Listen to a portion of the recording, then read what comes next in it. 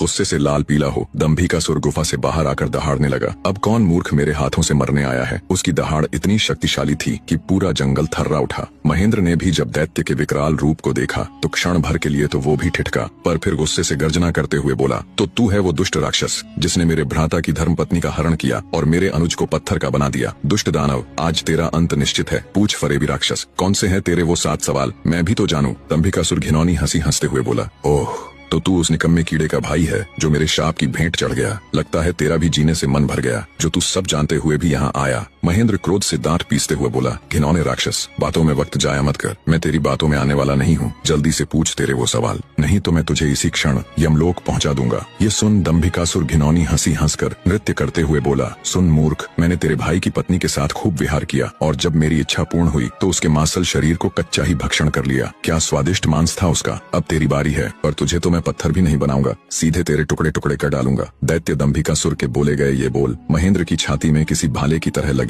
अपने भ्राता की पत्नी के बारे में कहे गए शब्दों से उसके तन बदन में आग लग गई। सब कुछ अच्छे से जानते हुए भी महेंद्र अपने ऊपर काबू नहीं रख सका और दैत्य दंभिकासुर को मारने के लिए तेजी से उसकी तरफ लपका। जैसे ही उसने दैत्य के ऊपर अपनी पूरी ताकत लगा तलवार से वार किया, वैसे ही अपने भाई की तरह पल भर में वो भी पत्थर का बन गया। उसके पत्थर का बनते ही दंभिकासुर हंसते हुए बोला, तुम दोनों भाइयों की किस्मत में यही था कि तुम दोनों युगों युगों तक मेरी गुफा के प्रहरी बनकर रह जाओगे। इतना बुदबुदाकर दंभिकासुर अपनी गुफा में जाता है और राजकुमारी चंद्रकला को भी ये सब बता देता है और कहता है, तेरे दोनों रक्षक तो मेरे सामने ढेर हो गए, अब तू किसकी आस लगाए बैठी है। मूर्ख स्त्री। राजकुमारी चंद्रकला के रो रोकर आंसू सूख चुके थे, अब बचा था तो केवल क्रोध और ज्वाला। जलती हुई आंखों के साथ गुस्से में दहाड़ती हुई राजकुमारी बोली, दुष्ट राक्षस, तू क्यों इतना खुश हो रहा है। मुझे तेरा अंत साफ नजर आ रहा है, देख मेरी आंखों में। राजकुमारी चंद्रकला के तेवर देख और उसकी बात सुन दंभिकासुर विचलित सा हो जाता है और बिना कुछ कहे ही वहाँ से चला जाता है। उधर लखन महेंद्र के घर में तो लखन के न आने से पहले ही मातम पसरा हुआ था।